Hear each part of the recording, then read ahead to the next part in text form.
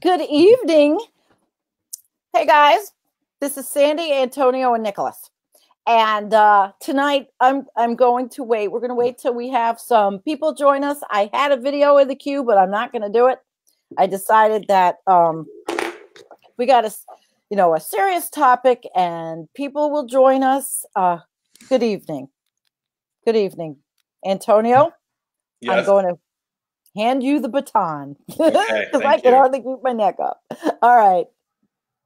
All right. Well, thank you guys so much for joining us again. We're here to talk about this ongoing climate catastrophe that we're all into. Just recently, the Arctic had broke new temperature records in the northern hemisphere. We have Nicholas Humphrey here, meteorologist, to talk to us about the implications of what this means for us, our world, and global warming. We already know that the Arctic regions are experiencing an amplification feedback. That means that the Arctic is warming relatively faster than other regions on the planet, the mid-latitudes where we are, Europe, China, Russia, and then of course the equatorial regions are warming the least.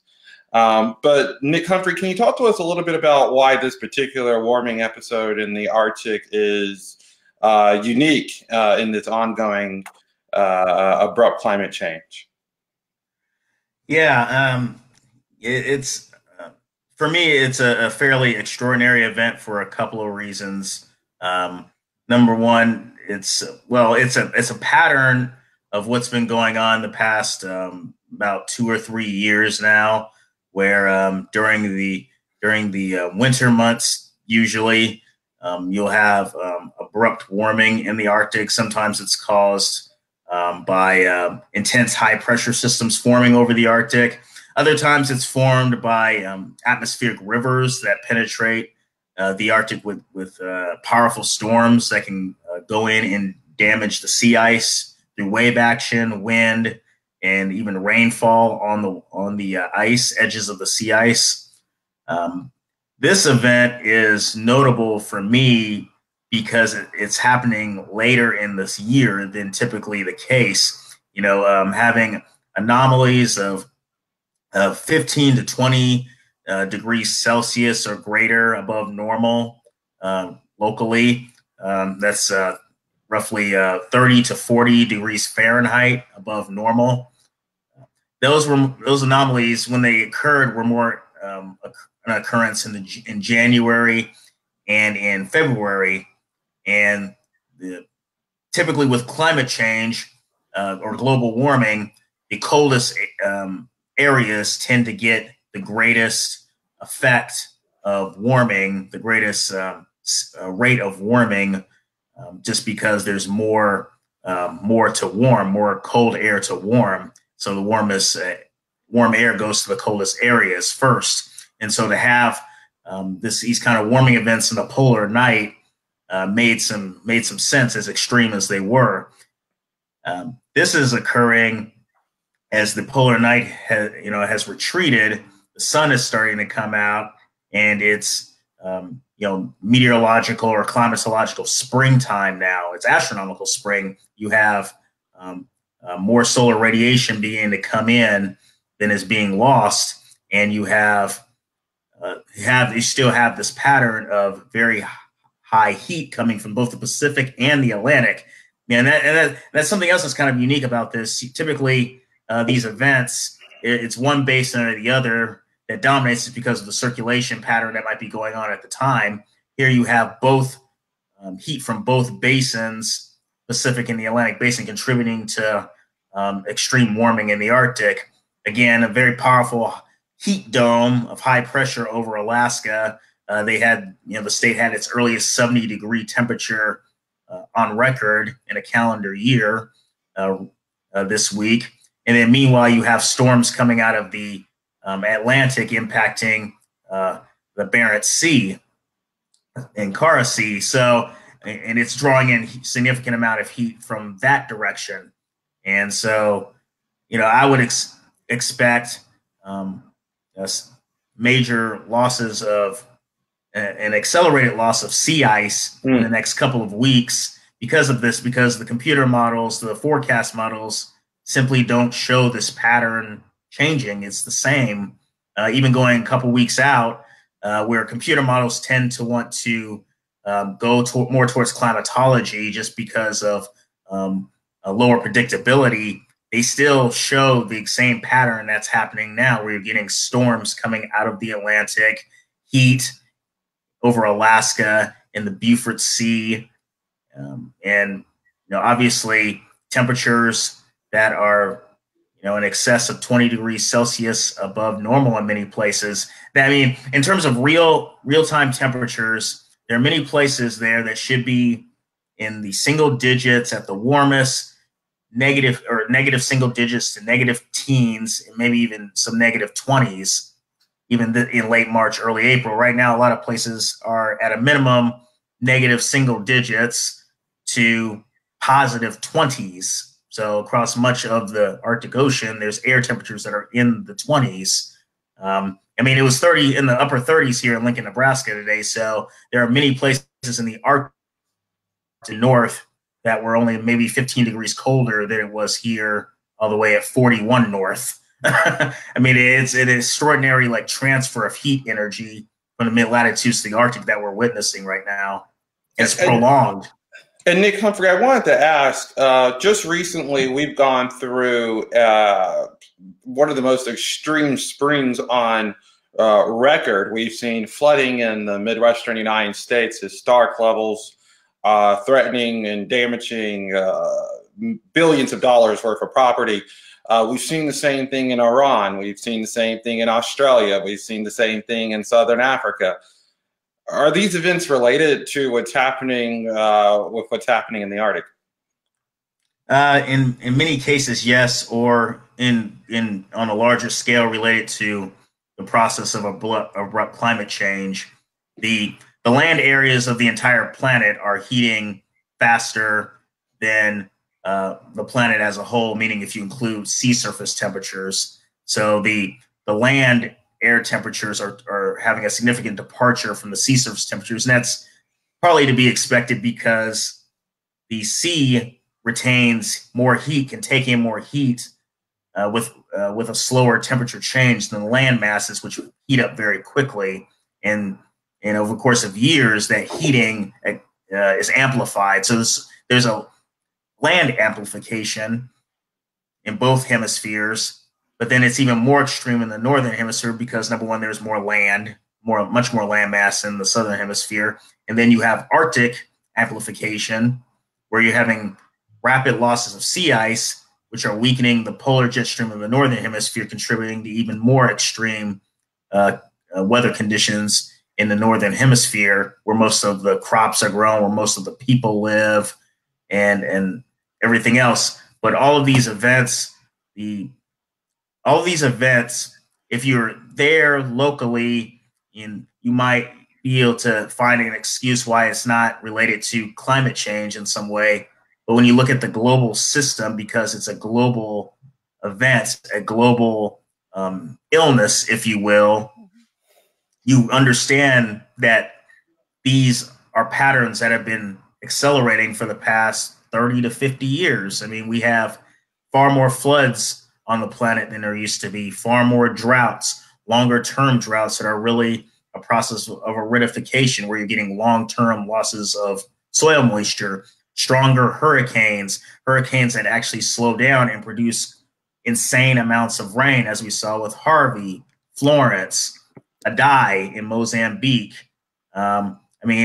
More tropical cyclones and subtropical cyclones in the South Atlantic Ocean, as we saw recently near Brazil. Two tropical systems impacting Australia in like 48 hours. So they caused quite a bit of damage themselves. So it's the accumulation of all of these effects. And I think the problem is for a lot of people is it's like politics is local, so is the weather. Everybody looks at the great people in the Great Plains, be like, oh, we're used to extreme weather. We get these very high and low temperatures, heavy rain, droughts. And it's true. In Australia, it's a lot of times the same deal.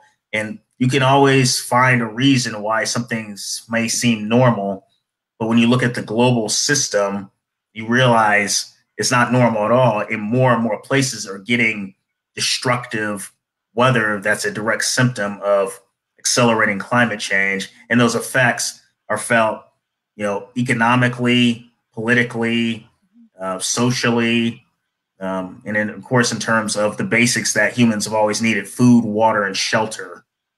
Well, let me talk a little bit about the IPCC, because they recently released their 2018 special report on 1.5 degrees Celsius. And you got a sense of, even though the urgency, some optimism about keeping to 1.5 degrees Celsius. Let's break that down a little bit, because, well, first of all, what does 1.5 degrees C mean? Because obviously we are in a world where the Arctic is routinely above 1.5 degrees Celsius, and we've just seen the northern hemisphere break above 1.5 degrees Celsius. In 2016, we saw February, the entire month of February, average 1.65 degrees Celsius. So what does it mean now to keep to 1.5 degrees C? What does it mean for the Arctic? What does it mean for the mid-latitudes? And can we keep to 1.5? Here's the thing that that the average person doesn't know necessarily about how it's measured. Well, number one, they technically say pre-industrial is the mid 1700s, and there's a scientific paper out that came out a couple years ago defining it as 1720 to 1800 to try and giving an estimated range of how much cooler it was compared to recent times, like the mid 80s to the mid 2000s. But in reality, the data they use is basically the earliest period of temperature measurements, actual temperature measurements, which is roughly 1850 to 1880 or 1850 to 1900, which obviously global warming was much slower back in those days. It was more of a creep versus what we're facing now, which is a rather extreme acceleration. But beyond that, a lot of times the measure, or the definition is an average in a 10-year period. So on a 10, like if you take a 10-year period, the past 10 years of temperatures relative to the late 1800s, early 19th century, early 20th century, we're about 1 degree warmer than that time period. That's because they do a 10-year average. The problem is that if we're really witnessing what we seem to be suspecting, is that there was an acceleration in going on with the warming of the planet, and particularly the effects of that warming in terms of more abrupt changes in sea ice, more abrupt changes in forests, where forests are dying from heat, more abrupt changes in drought, the effects of that warming. That 10-year average doesn't really complement what's happening on the ground, because suddenly these extreme rises every year, every couple, or the higher averages that are occurring over a shorter time frame become more important, because the climate tipping points that nobody really discusses are very sensitive to those effects. I mean, we could literally have a blue ocean event in the next 5 years that was predicted to not really occur till later in the century, like the second half of the century, in the computer models. And it's because that you get 1 year, you get an extreme year where it's the warmest on record. The Arctic is rising 7 or 8 degrees above pre-industrial levels, like it happens to be doing right now, actually. Yeah. You get a catastrophic melting of sea ice, and suddenly you've lost so much ice, the Arctic sea surface warms, the atmosphere warms faster, and you don't get that ice back. And suddenly all your predictions from the late 21st century are occurring in the early 2020s. I have a quick question here to interject. Okay, so everybody talks about the blue ocean event. Yeah. And, Antonio, feel free to chime in. My thoughts are we're already there. It's just not happened to be that, okay, we're at the tipping point. It's a blue ocean. All these climate change events and catastrophic events are just leading us to what? The day we say, okay, we have a blue ocean. I mean, it's not like everything's just going to happen that day. Right. And that's part of the point I've tried to make to people too. The process, it's not a, this event happens and it's like an asteroid impact. It's a process, but it is much, much faster than scientists once thought it would be. And because basically it takes about 80 times more heat to melt ice than it does to warm the same amount of liquid equivalent by 1 degree Celsius. So it takes a lot of heat as you're losing ice, more and more ice, season after season after season, and the trend's going downwards. Where's that heat going? It's not just sitting there waiting for the blue ocean event. It's going into the ocean that's liquid, warming the Arctic atmosphere, and then eventually you start getting, greater and more anomalous heat in the Arctic, and it weakens the jet stream more, causing more heat to pour into the Arctic from the mid latitudes. It's a process, but it's an accelerating process. The blue ocean event is already happening I would contend it's already begun regionally in the Bering Sea. It's happened and it's beginning, frankly, in the Kara and Laptev seas. They had very late freezes last fall. The Bering Sea had an extremely late freeze in 2017-18, and again, just to a lesser degree in 2018-19, and it's melting very early. It's just like nothing there.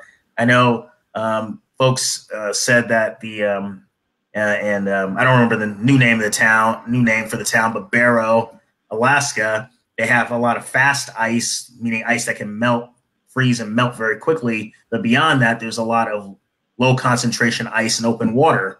You already have the beginnings of the basin-wide blue ocean event occurring regionally in these different peripheral seas, and that is having an effect on the heat budget of the Arctic, where more heat is going into warming the Arctic Ocean underneath the ice and around the ice, and heating the Arctic atmosphere and weakening the jet stream further, allowing more heat to advect or move horizontally through these high pressure systems and these low pressure storms into the Arctic even more, to destroy more ice and do the same thing over and over again in the feedback loop. Yes, it's already begun and it's accelerating, and more it gets closer to that state of a temperate Arctic where there's no appreciable sea ice sheet in the summertime, and even in the wintertime it's very tenuous. That process is more and more extreme weather, more and more floods, more and more droughts, and more extreme heat in the summertime. In the wintertime, Seattle had a high near 80 earlier this month, which I grew up in Seattle. That's extraordinary to me. I couldn't believe what I was seeing in Seattle. That's extreme heat. It's just not enough to kill you, but it's extreme for the month of March.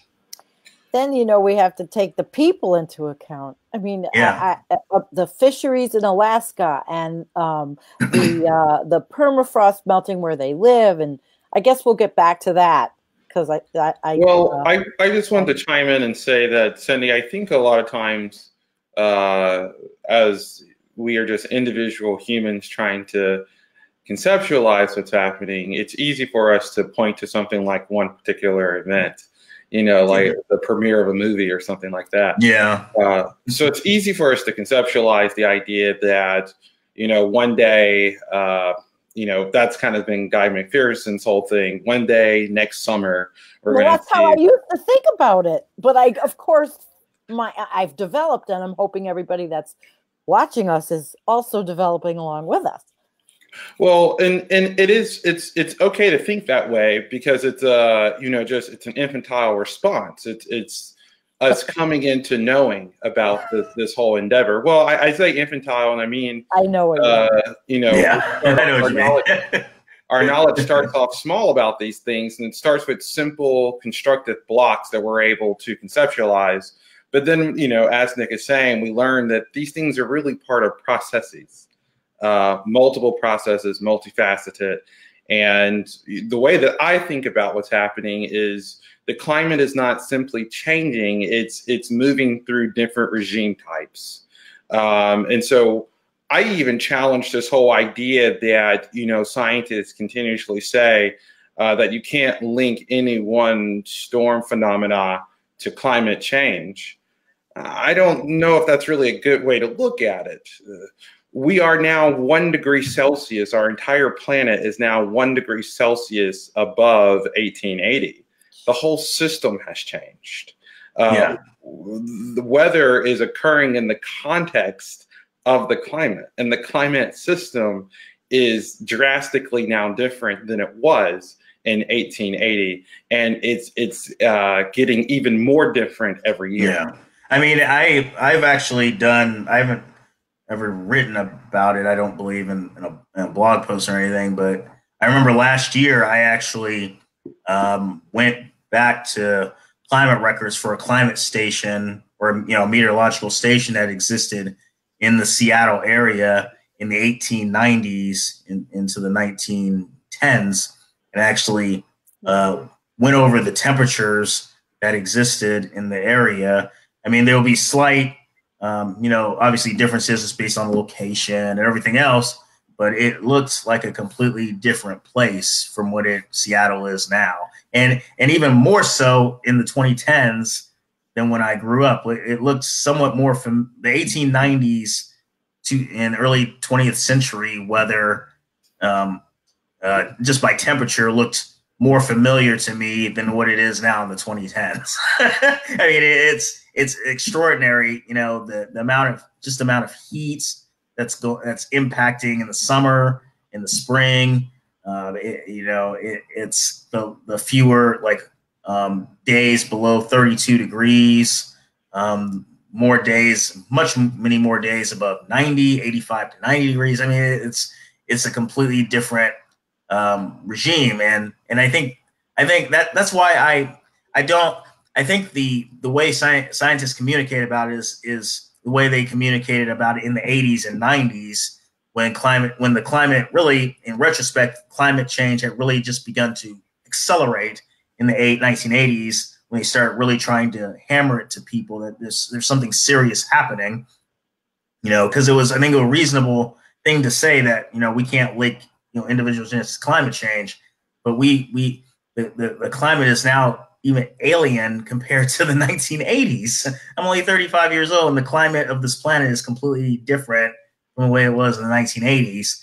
And every weather event, every circulation, as you say, Antonio, is forming, developing, functioning in this regime where a storm now compared to the 1980s and 1950s can get a little bit more moisture, can dump more rain, can generate more wind, reach a lower pressure, be slower in the tropics, like these hurricanes, be able to dump more rain that way. The Arctic is obviously, it's outrageous. It's out of hand. A topic I also want to bring into this, because we just recently got a report from the International Energy Agency. Emissions are of course sky high in 2018. We saw that energy demand grew, and 70% of energy consumption was met by coal-fired power plants. We also found out from the International Energy Agency that there's basically a 12-year-old fleet of coal power plants that will be burning for at least the next 30, 40, or 50 years into the future. And of course, the report also drew attention to the fact that from 1750 to present, nearly 50% of all emissions have been released since 1990, the last 30 years. So in effect, we're talking about the temperature rise we see today is a result of really emissions before 1990. Yeah. So we have accumulated the effect of the entire course of climate change so far just in the last 30 years. And that is, from my understanding, because of the thermal inertia, we've really just began to feel the effects of the emissions of the last 30 years. And that's going to be at least twice what we're currently feeling when it's all said and done. Yeah. I mean, the concentration of greenhouse gases in the atmosphere, and this is just for the faster feedback mechanisms related to water vapor, albedo, things like that. Not like the collapse of the ice sheets or other factors that are longer term. I mean, we pretty much have guaranteed a rise of over 2.5 degrees at some point in the future. And again, that doesn't include the destruction of the permafrost. That doesn't include. I even think that really does include the amplification factor caused by ice sheets. So it's something that's been locked in because of what we've done since 1990. Well, let me interrupt, because we have an IPCC. This is the Intergovernmental Panel on Climate Change, which is called the most authoritative source on climate change science, telling us that we can still, you say, we have 2.5 degrees locked in. But IPCC warns that we can still keep temperatures under 1.5 degrees if we, quote unquote, slash emissions by 50% of the 2010 levels by 2030. So what's going on here? Is there some type of disjuncture between the science? Why is it that we have global international scientists telling us that we can keep to 1.5 degree?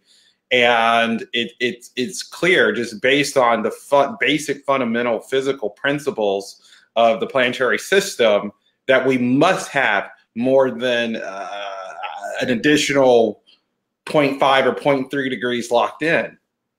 Well, the scenarios that they use in the IPCC, they all assume that carbon will be removed from the atmosphere at some point.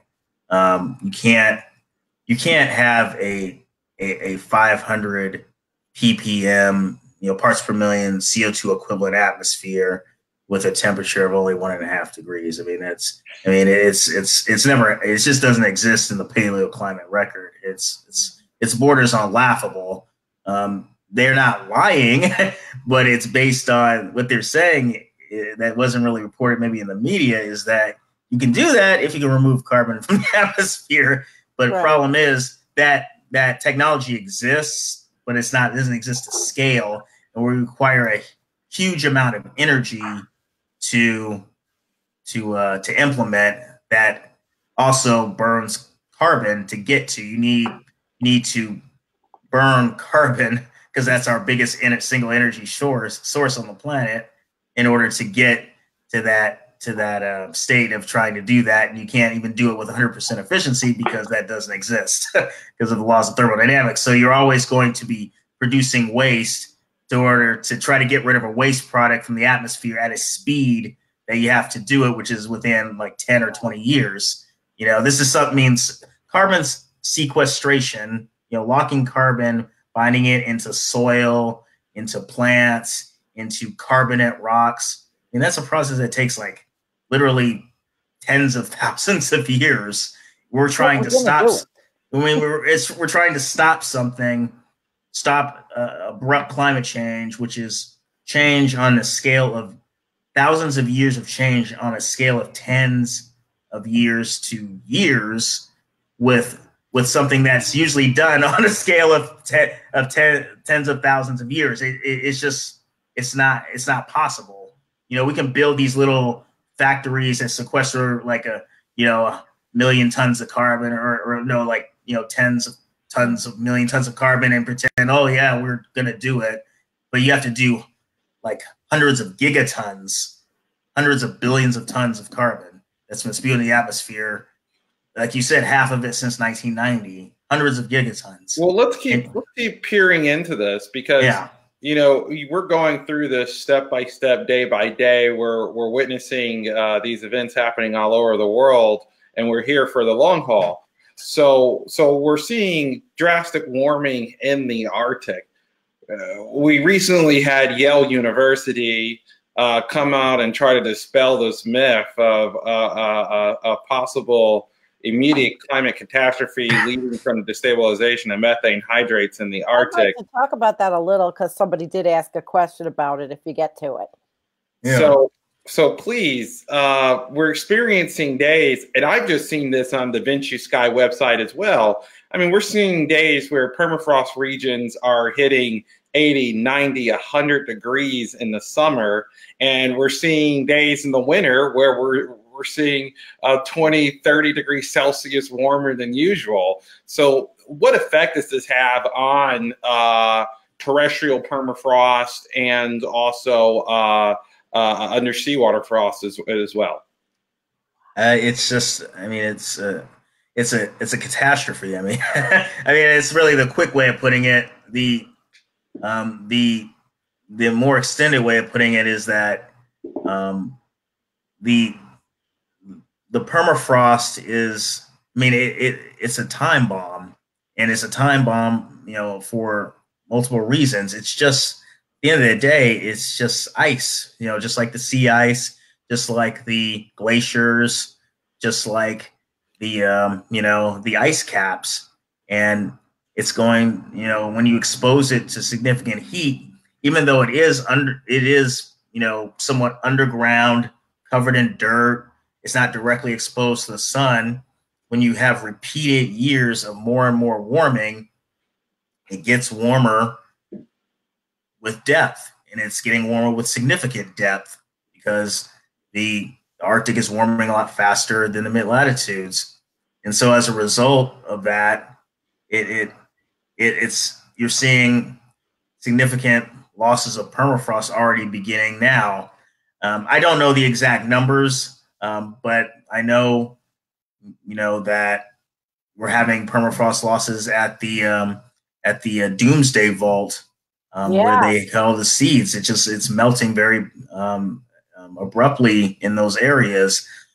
We have massive coastal erosion, where land that's permafrost is falling into the Arctic Ocean. That's really because of a combination of it's getting too warm and it's just sloughing apart, but it's also increasing wave action because there's less sea ice. It's another feedback where you're getting more storms that are going into the Arctic Ocean, produce bigger waves. Those waves hit the coast because the coast is exposed, because there's no sea ice to dampen the effects of those waves by having a mass sitting in the water. They hit the land, increase erosion, and chunks of permafrost soil just fall into the sea. And of course, they fall into the sea, they're going to melt. So it's there's just so many of these feedbacks that even though you may have difficulty quantifying it to throw it in a model, you have direct observations that show that it's happening. We've had Shakova, Dr. Natalia Shakova, and her teams going up there periodically when they can get the funding to do so, and seeing more methane plumes, methane bubbles, expansions of the subsea permafrost rising up from the seafloor, and more emissions, hotspot emissions, increasing every time they go up there. So it's just like, even if you don't have like a catastrophic blowout or something, even if it is a process, that's also an accelerating process. We're getting more and more and more and more adding to the effects of methane, particularly in the Arctic. And most of the methane in the mid levels of the atmosphere is over the Arctic regions. that are also warming for other reasons too. Is all these feedbacks are really focusing on catastrophically warming the Arctic first, and then those effects are felt ultimately in the Northern Hemisphere and even globally. No. Well, I am speechless, because when you talk about the big climate things that are going on over the Arctic, my mind drills down to the people. My mind drills down to the wildlife. I go there, you know, that it's just, and so many people, the indigenous people that live in those regions, have nothing to do with it. Yeah. But we have to all keep going.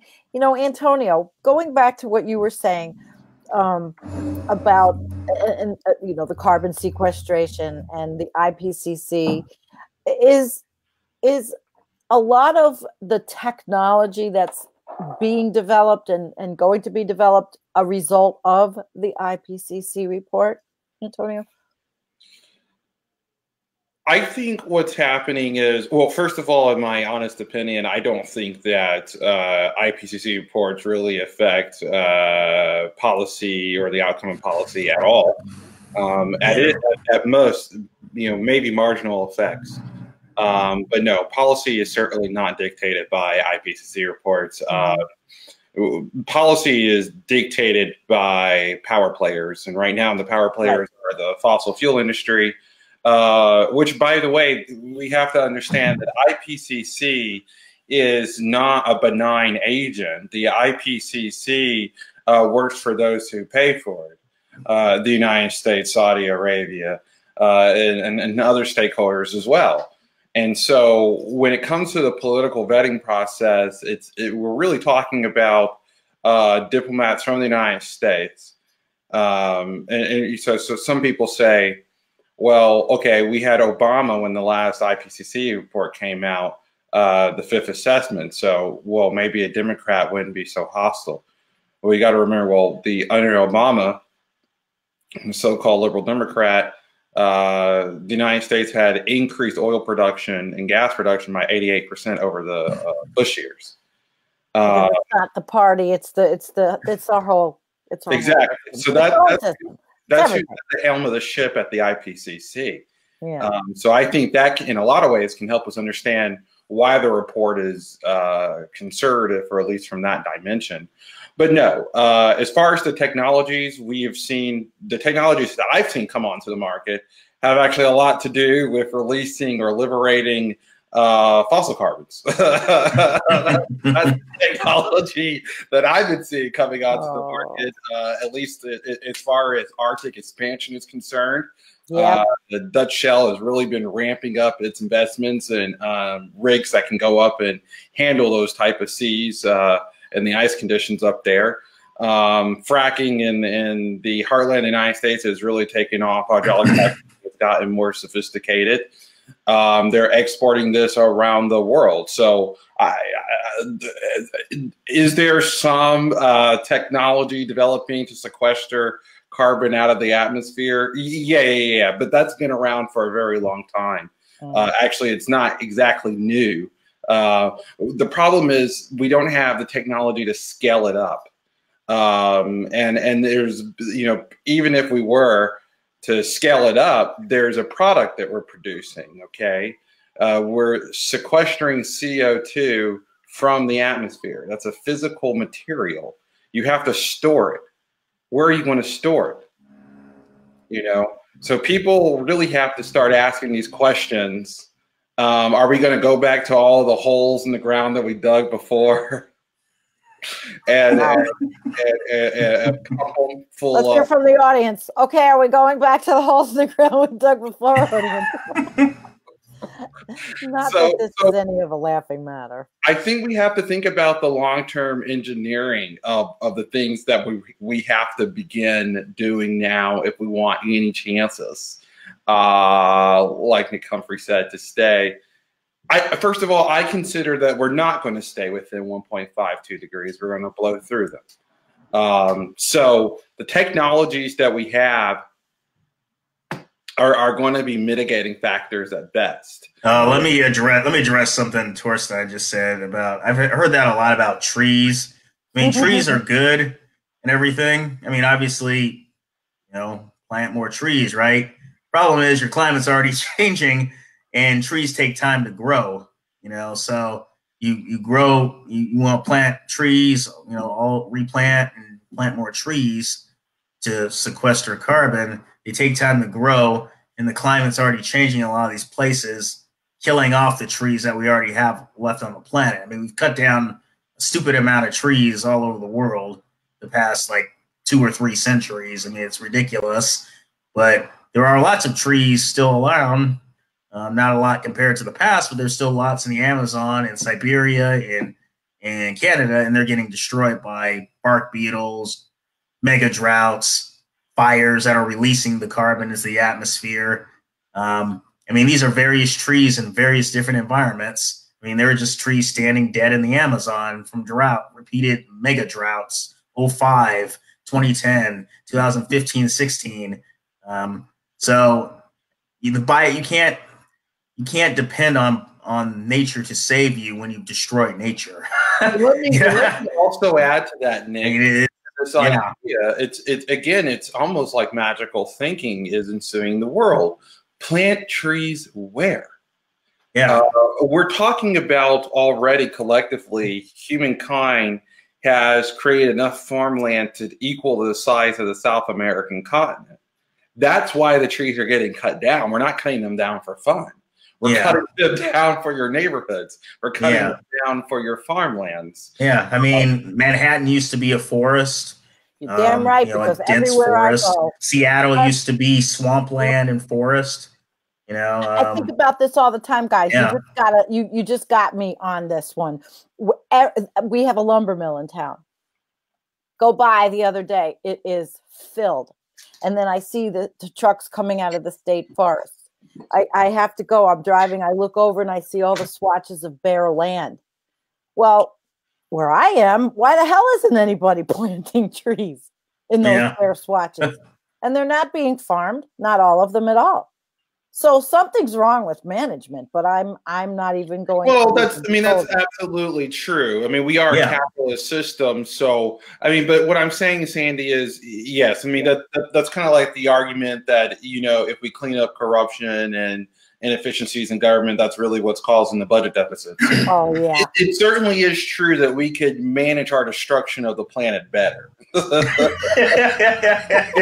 certainly is true. That's terrible, but it's true. Let's put it this way. Let's put it this way. Oh Lord. And early Holocene. So you're talking 12,000 years ago to 10 or 9,000 years ago. The estimates for the number of humans on the planet, the entire planet is between 1 in 10 million. 1 in 10 million people. In Africa, Australia, Europe, Asia, North America. Anywhere between 1 to 10 million. Based on the latest peer-reviewed thoughts on the topic. Everything else was nature, and in many cases, humans were literally living in nature, in their tribes or hunter-gatherers or whatever the case was. They didn't really alter the environment dramatically around them. So civilization, we've created an environment for ourselves for the express purpose of trying to protect ourselves from the ravages of nature. We build all these buildings and homes, nowadays air conditioning, obviously, and other things to protect us from the cold, from the heat. We have all these, fancy weapons and gadgets. I mean, now they're mostly to kill each other. But we made and perfected weapons to kill other animals, either for self-defense or for food, case may be.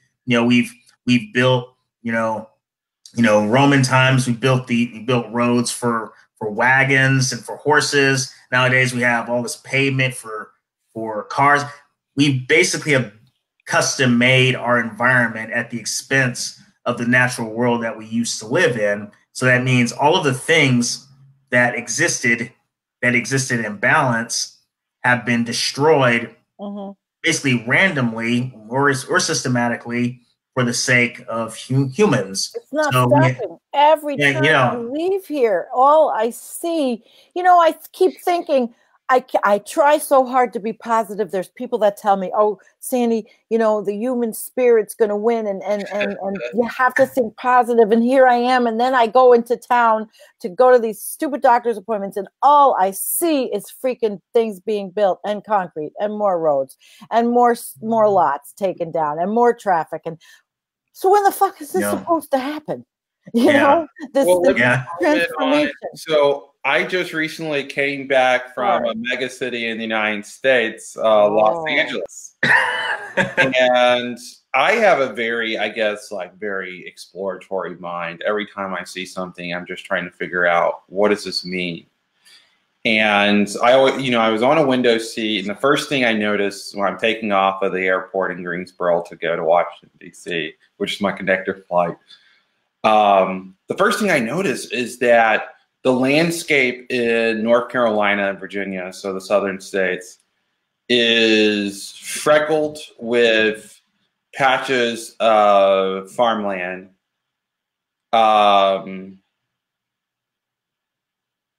webbed through by neighborhoods and suburban development, Walmarts, Targets, Chick-fil-A, stuff like that. And it's very low density, spread out, really fragmenting and sexualizing the landscape. You can really tell that the landscape's just weaved through like a web. And when I got to LA, it was totally different. Every square inch of the scenery was developed. There was nothing.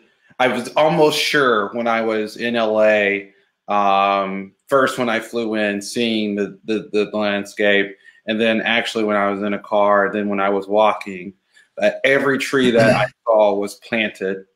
Every bush was planted. Every flower was planted.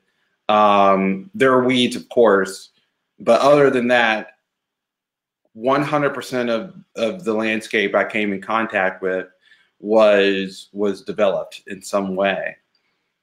And I thought to myself, we just were making a joke about managed development or managing the destruction of our planet. It's very interesting because, we look at, I saw that and I immediately assumed, just like what you're saying, Nick, is that these are complex ecosystems. The entire LA basin within the span of 200 years has now totally transformed from what was considered not developed or a natural area into now a asphalt, concrete, artificial plant environment. I mean, and we just can't really conceptualize, what does that mean? This is a totally different environment now than it was before. Yeah, I mean, I mentioned Seattle briefly. I mean, Seattle was settled founded in about 1853, 1852, 1853. Seattle at the time, most of downtown Seattle in that waterfront area was swampland. The neighborhood that I lived in Seattle, in East Seattleites watching, was the Capitol Hill neighborhood. It's just east of Seattle, due east of Space Needle. I could literally look out a balcony of my old home, when I lived with my parents, and see the Space Needle. That was all heavy forest, and there was actually more hills going closer towards what is now downtown, and they actually dug out a hill, like a whole hill. Like if you walk down in Seattle, we call it Denny Way, East Denny Way. You walk over an overpass that goes over Interstate 5, and all of that is called the Denny Regrade. It was actually dug out, and the whole hillside was just destroyed make more space for development. There used to be a sawmill in that area too, because obviously it's surrounded by forests. And of course like Florida. Oh my gosh. Yeah. You're talking about LA, Antonio, and I know LA. My uncle was there, so I would go to LA not frequently, but LA is insane. And what do? We fly in because we did, I always say, well, I was clueless at one time, but I still have flown since then. I just video it all from the window.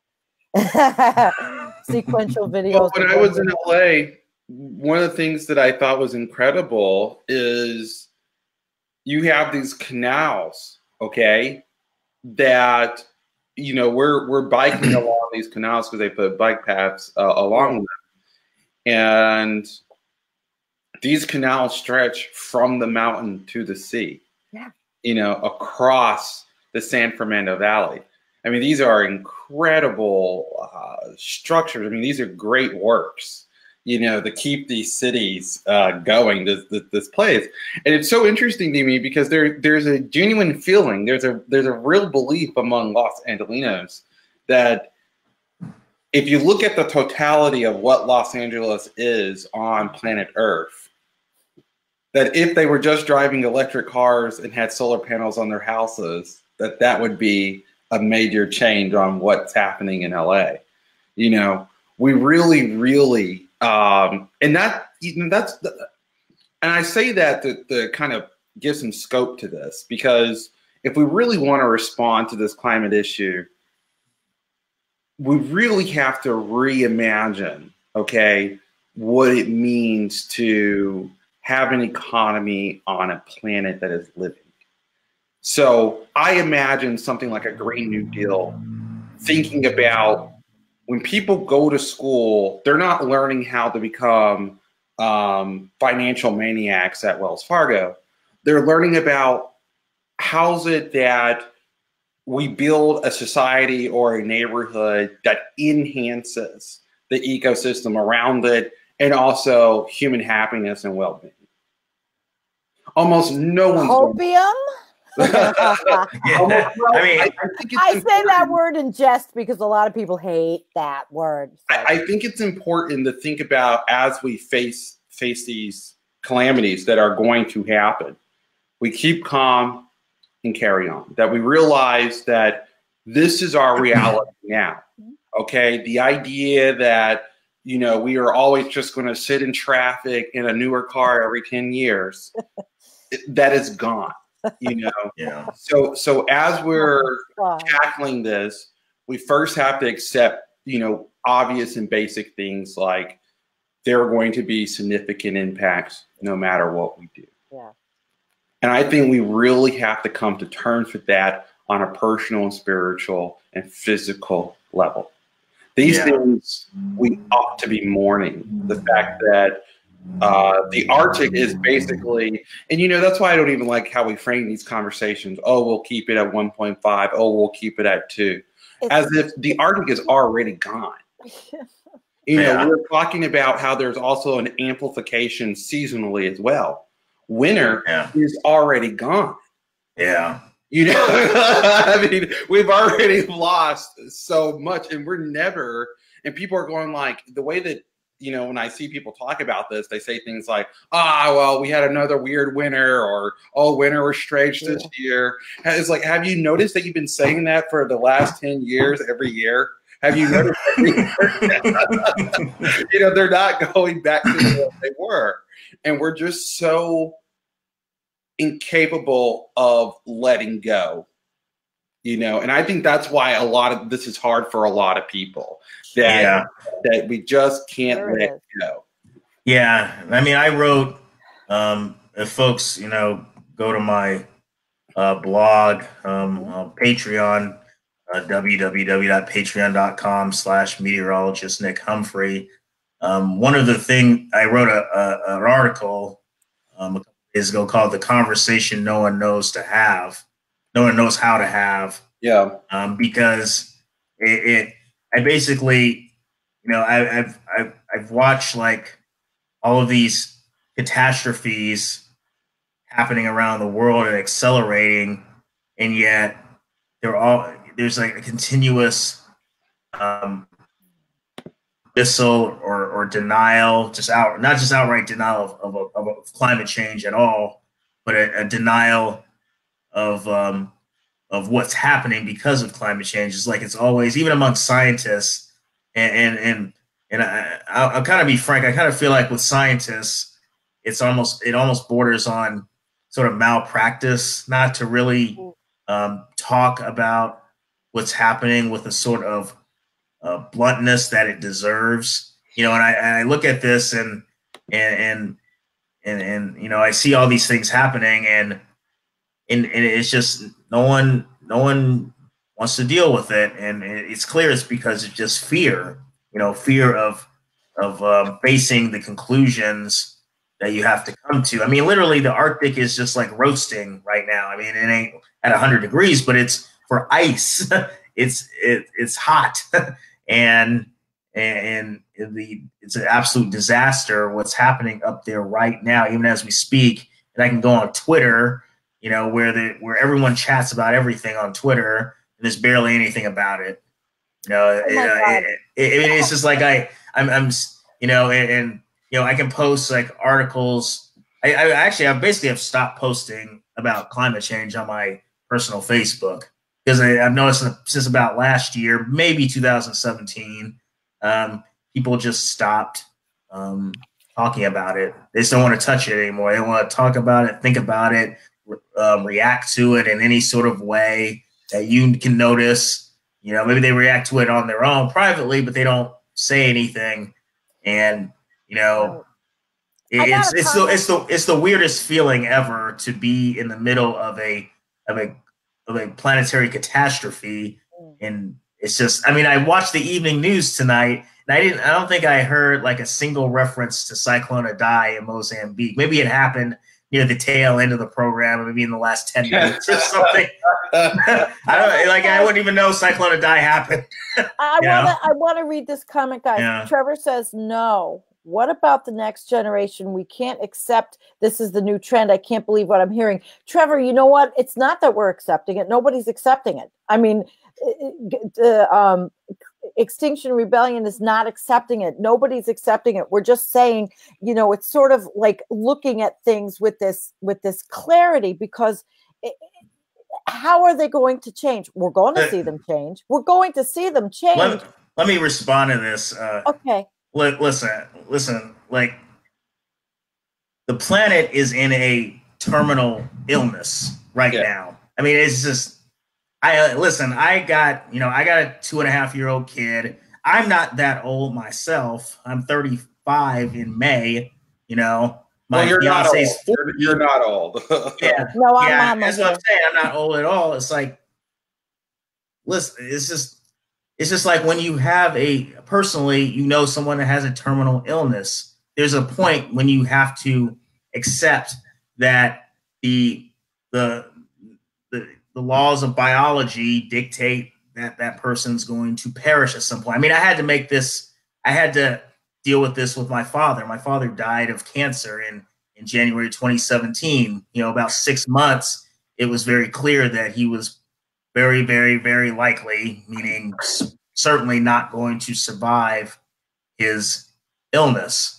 And in life, humans, maybe it's harder because you realize he's not even just your child, your part of the next generation. It's everybody's. It's the species. It's all of the accomplishments, good and bad, that we've made over the past 10,000 years. All of the species. Maybe that makes it like 1,000 times harder to deal with than even dealing with it from a single person, watching a single person, knowing that they're not going to live through it. Well, but for me, I really want to hammer this, because it's okay to accept that your world is going to do things that are outside of your control, but you can still live your life to the fullest. And part of that can be having compassion for your fellow human being, for nature around you, And like, I have no problem seeing, Greta Thunberg and of Sweden, launching all these protests, getting all this attention, speaking out about climate change, even the idea of climate change action. Her generation's basically been screwed, big time. And she has every right to be pissed off about it. And personally, she may be more, if you doomerish, if you will, than she lets on. I kind of get the sense that she does not, maybe not be as optimistic as she perhaps lets on, but she knows that you cannot just stand by and say nothing, do nothing, right, while you have people in this world that actively try to destroy your world. It's even if things are set in stone with what's already been done, you still have people that are trying to make a buck off destroying the world even faster. Like, how is that possible? How can you destroy it any faster? Right, so. But I've got to you were talking about kids and all, and there's another comment I really want to read, and it's going to take up the whole screen, but I'm going to put it up. I agree. It's Daniel. He says, I agree with Reid that the future schooling curriculum for future kids has to teach the youth that education is a process of developing individuals who can connect responsibly with the environment, not an obligation or punishment. It's a gift that increases your vision, motivation, and self-love, that makes us show the world that we shouldn't crave power. Instead, we should crave and share knowledge, including respect for the earth in general, in order to progress and achieve peace. We shouldn't consider ourselves as individuals, but as part of the Darwinism in order to become brave risk takers and never be afraid of mistakes. When you encourage people to accept their limits, you get them to the point where they go beyond them. That's the way we'll welcome change and be the change itself.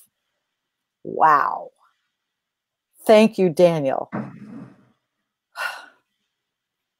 Well, I think that's a really powerful statement. I think that's a good comment in the right direction. We do have to realize that there are consequences to our actions, so change is ahead. And then we just have to face that change in truth. Right now, I just want to go back to what Nick was saying earlier. It is almost like being in a little bit like a twilight zone, because it's very obvious that we are facing extreme changes in our climate reality. And I want to use that type of terminology because, as far as our living memory goes as a civilization, as a culture, it's always been true for me, my parents, their parents, their parents, their parent, their parents, that September was going to be on average cooler than July, or that February was going to be a very, very cold month of the year.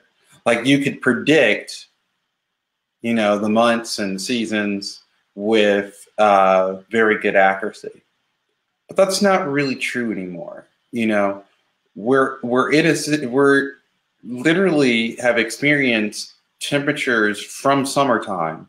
I would say 80 degrees is from the summertime in February. And people are not responding to this. And it's a very interesting thing. And to me, I went to school and I studied phenomenology, particularly the fall and collapse of culture and civilizations. And to me, I don't think that as things get worse, people will come into a realization like that will magically bring on a realization.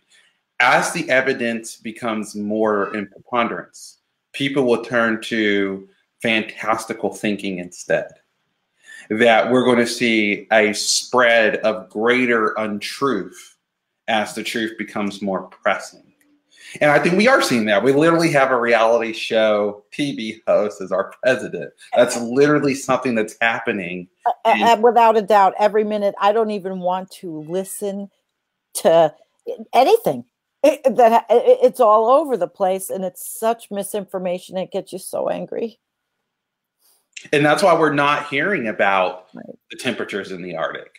Right. What we're hearing about instead is that, and let me comment on this, okay, because I think it's important to comment on this. There's a hysteria happening in our society. Yes, there sure as hell is. Our ecosystems, our life support systems, planetary systems are failing, collapsing all around us, very evidently. And what's happening on MSNBC, what's happening on CNN, what's happening on Fox News, what's filling the media right now is really, it's called the Russian probe, those investigations, the Mueller investigations. We know what that was. That was a desperate cry for attention by a rich, ambitious maniac who couldn't accept that she lost the 2016 elections. There was no evidence from the beginning. But that's in our behind. I mean, we know that we know that what we have now is a criminal element taking over in the White. I mean, you know, the ideology. That's just it. Donald Trump is really a criminal. Donald Trump is really corrupt. Yeah. And what we saw by the Democrats is this focus on a fantasy that he colluded with Russia to win the election. And instead, we're not focusing on what's happening all around us, reality right now. We just had our Republican-led Congress and so-called Democrats vote down the resolution from the Green New Deal while our breadbasket is currently underwater. But wasn't that on purpose? Wasn't that they did that on purpose? There was a strategy. It was a stunt by Mitch McConnell. But the thing is, what's so interesting is that there really shouldn't be. You would think if we were a sane society, the idea that there's at least a resolution, which a resolution is just saying we hope to inspire to at least move in this direction in the future. Yeah, but we're run by psychopaths. On the greatest crises facing the species, you would think that at least everybody could openly come out and support and say, yes, I think that we should go in the right direction on this most important issue. And we can't even do that in the United States, that we're so captured by corporate forces in the United States that we can't even come out and say unequivocally that we support going in, or at least trying to do something in the opposite direction other than run off the cliff. And you have political leaders who are, in my study of human history, I haven't seen propaganda like this since the coming of Nazism over the German Republic. I mean, and I don't mean to compare the Holocaust to what's happening. What I mean to compare is the spread of untruth, the spread of surrealism, of the sublime in our society. We have the top scientific institutions in the world, NASA, the National Oceanic and Atmospheric Administrations. We have the best universities that are giving us the best data on this.